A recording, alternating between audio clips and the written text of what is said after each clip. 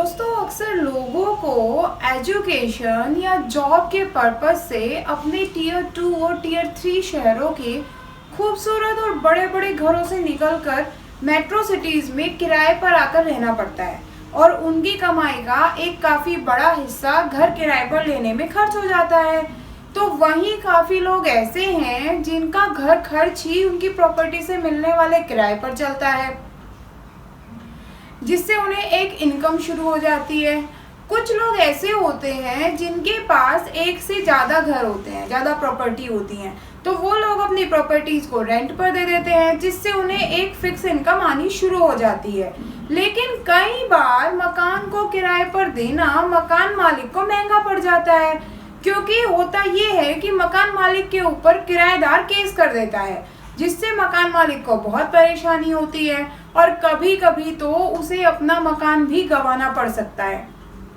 दोस्तों बहुत से मकान मालिकों को ये डर रहता है कि अगर कोई किराएदार किसी दुकान, मकान या किसी दूसरी प्रॉपर्टी पर अगर बहुत लंबे समय तक रह रहा है तो वो उस पर कब्जा कर सकता है।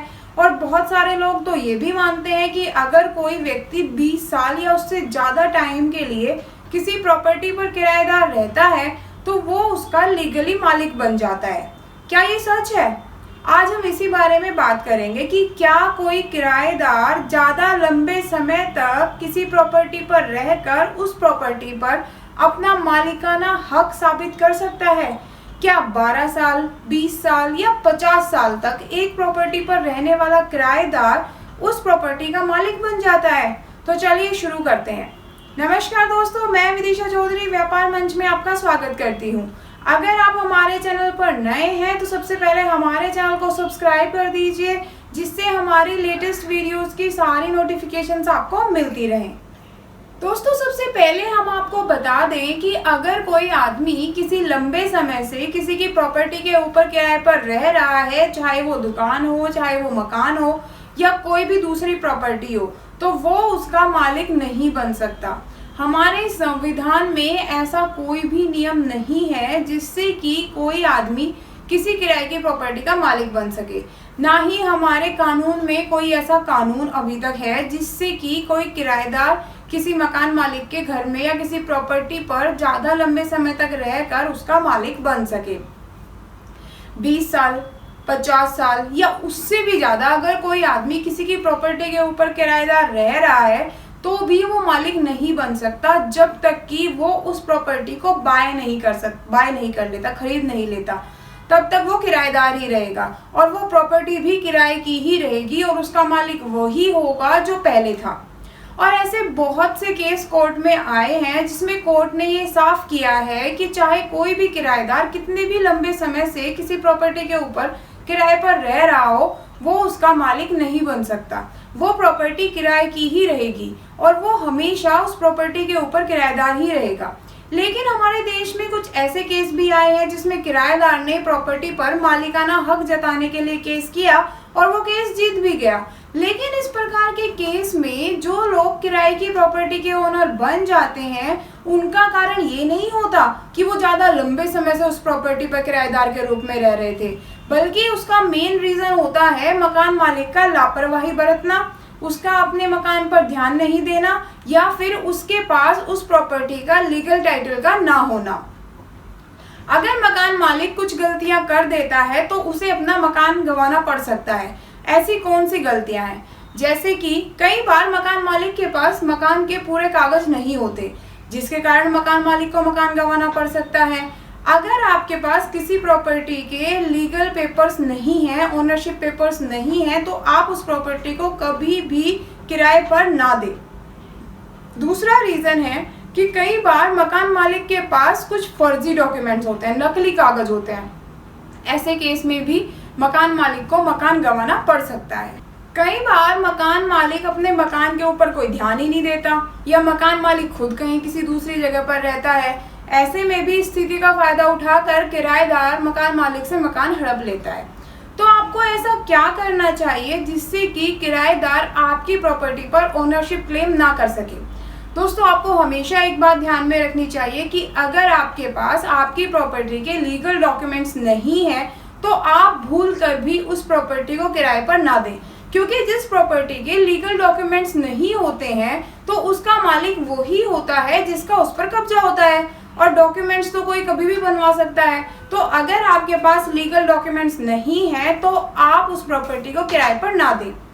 दूसरा आता है कि अगर आप अपना मकान किराए पर देते हैं तो सबसे ज़रूरी है कि आप अपना वैलिड रेंट एग्रीमेंट बनवा लें और उस रेंट एग्रीमेंट को रजिस्टर भी करवा लें।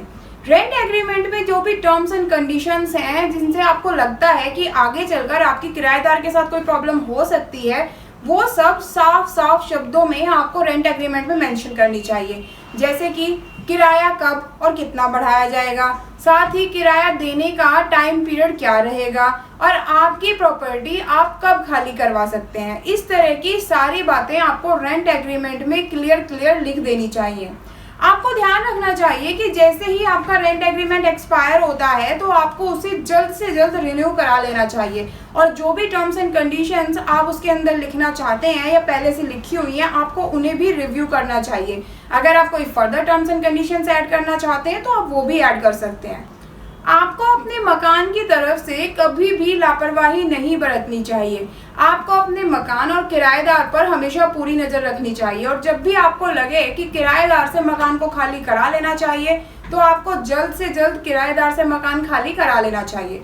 दोस्तों, आपके मकान पर कोई कब्जा ना करे, इसके लिए आपको एक समझदार मकान मालिक बनकर रहना चाहिए। अपने किराएदार पर हमेशा नज़र बनाकर रखें। जब भी आपको कुछ गड़बड़ लगे तो तुरंत ही मकान खाली करा लेना चाहिए। तो आइए जानते हैं कि किन किन सिचुएशंस में मकान मालिक अपना मकान किराएदार से खाली करा सकता है। अगर आपके किराएदार ने 4 या 6 महीने से किराया नहीं दिया है तो आप अपना मकान खाली करा सकते हैं। जानबूझकर अगर आपके मकान को नुकसान पहुंचाने की कोशिश कोई किराएदार करता है तो भी आप अपना मकान खाली करा सकते हैं। अगर आपकी प्रॉपर्टी पर किराएदार कोई नया कंस्ट्रक्शन कर रहा है, वो भी बिना आपकी मर्जी के, तो भी आप खाली करा सकते हैं। बिना आपकी परमिशन के किसी दूसरे को अगर वो कब्जा दे रहा है तो भी आप खाली करा सकते हैं। अगर वो मकान मालिक के हक को मानने से ही इनकार कर दे तो भी आप खाली करा सकते हैं। आपने अपनी प्रॉपर्टी दी किसी और पर्पस के यूज़ के लिए, जबकि जो आपका किराएदार है वो उसे किसी और पर्पस के लिए यूज़ कर रहा है, तो भी आप अपना घर खाली करा सकते हैं। अगर मकान मालिक को मकान के पुनर्निर्माण की ज़रूरत है तो भी आप अपना घर जो है वो खाली करा सकते हैं, अपनी प्रॉपर्टी खाली करा सकते हैं। तो दोस्तों, ये सारे हमने आपको रीजंस बताए जिनमें एक मकान मालिक किराएदार से अपनी प्रॉपर्टी खाली करा सकता है।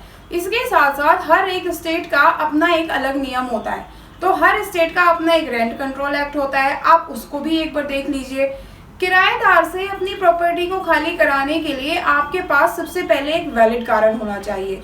अगर इसके बाद भी आपका किराएदार आपकी प्रॉपर्टी को खाली नहीं करता तो आप पुलिस की मदद नहीं ले सकते, क्योंकि ये पुलिस के जुरिडिक्शन के अंदर आता ही नहीं है। इसके लिए आपको सिविल कोर्ट में केस करना पड़ेगा और आप कोर्ट के फैसले के आधार पर ही अपनी प्रॉपर्टी खाली करवा सकते हैं।